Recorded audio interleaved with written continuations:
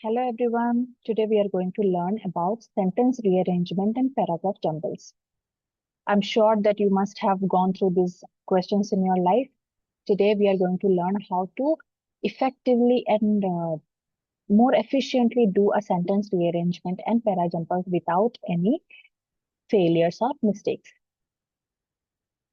So, first thing to know or first thing that you need to have before you start a parajumble is that you need to have strong reading skills. If you do not have strong reading skills and if you do not understand, if you do not know how to read and understand a proper sentence and paragraph, then it is going to be super difficult for you. But if you already know how to read and understand, then you are already on the right track. I'll teach you further how to do it more effectively. So here are few general points that you need to remember while you start doing a parajumble. That is the first sentence. It is divided into three parts. Always a first sentence, a last sentence, and some middle sentences. Okay. So let's see what first sentence, last sentence, and middle sentences mean, and what are the rules related to them. First of all, how do you identify a first sentence? Okay. So to identify a first sentence, you need to understand that the first sentence is always an independent sentence. While doing group discussion or while doing writing skills, we already discussed about this, that when you are reading a paragraph, the first sentence is always an independent sentence, and the first sentence has always is a statement sentence. And the other sentences that follow it are examples of the first sentence only, are supporting sentence of the first sentence. Once you understand this method of writing a paragraph, you can automatically understand what a first sentence, middle sentence, and last sentence is. But still, let's discuss and see where it goes. So a first sentence is always an independent sentence.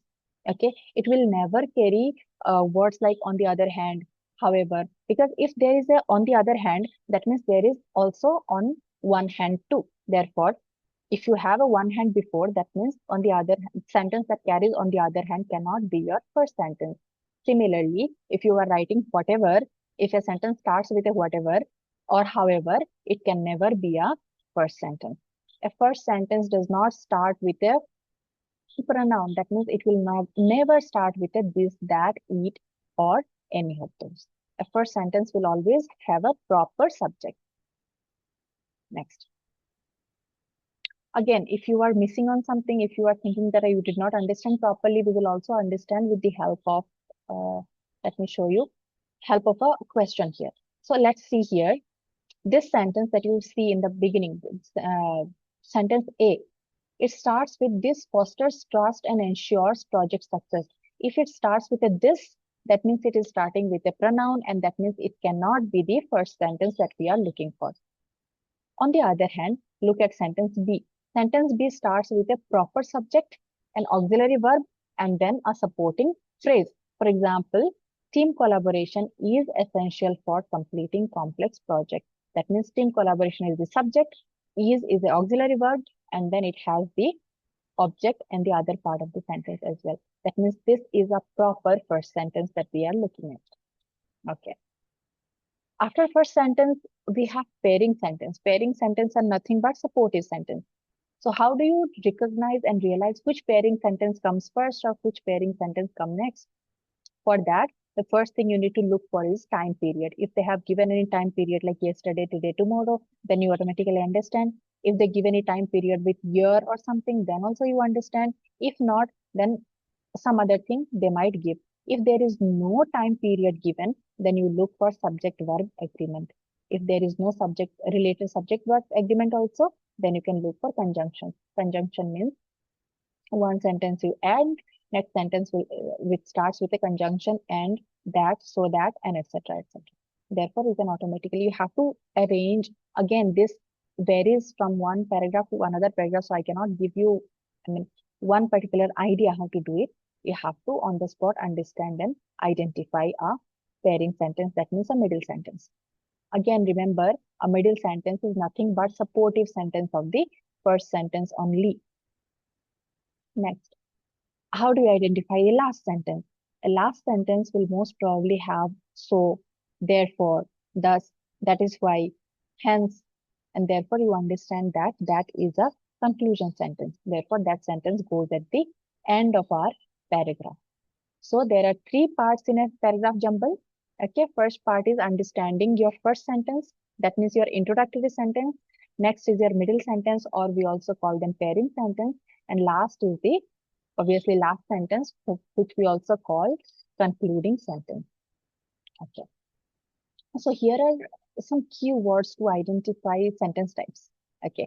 If there is an introductory sentence, it will start with a probably a, and nowadays in the beginning.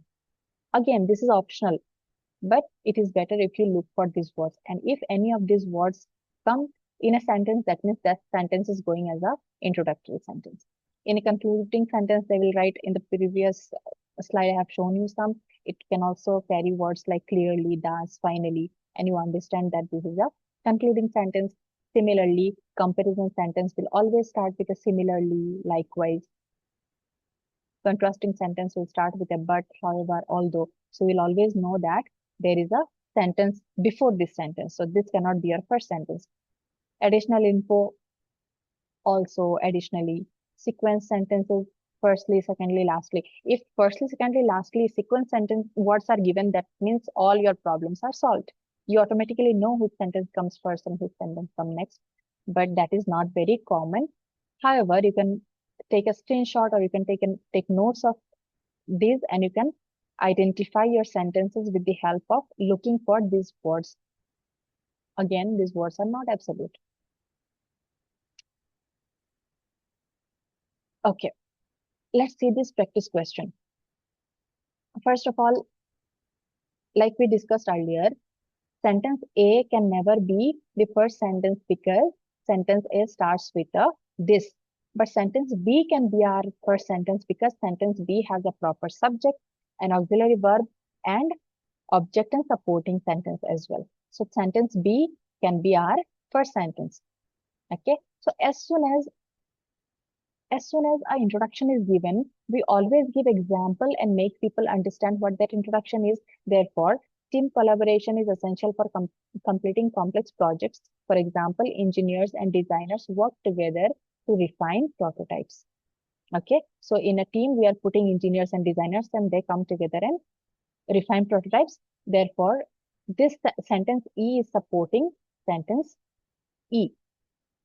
And next is effective communication allows team members to share ideas freely. So since we are talking about team collaboration and we have also given an example of team collaboration, next thing we are saying is in order to have a proper team collaboration, we need to have effective communication. And how do we do effective communication? By regularly, with the help of regular meetings, we can ensure effective communication. Therefore, sentence C comes first. That means, sorry, sentence B comes first. That is, team collaboration is essential. Then sentence E, giving example of what is team collaboration. Okay. Next comes sentence C, showing this. Next comes sentence D, telling that in order to have team collaboration, we need effective communication. And giving example of effective communication, we are saying that regular meetings are very necessary. And see the last sentence that says this fosters trust and ensures project success. That is the concluding sentence that shows a result that this will, if we do all these things, it will foster trust and ensure project success. That is our concluding sentence. So to summarize the entire thing, what you need to understand is as soon as you see a parajumble, the first thing you need to understand is that identify the introductory sentence first. First, identify the introductory sentence, and then in order to identify the pair sentences, you need to use your logic on the spot. There are no shortcuts to that. And last one is understand why and which sentence can be your last sentence. The last sentence will always carry the conclusion. Okay. Then look for connectors and pronouns. If there are connectors and pronouns, look for those. And then if there is a subject, next sentence will obviously carry the pronoun of that sentence. Thank you. This is for today. And I have also attached a worksheet along with this video. Please see the video, note down the key points, note down the strategies to solve a para jumble, and then please go ahead and solve the worksheet.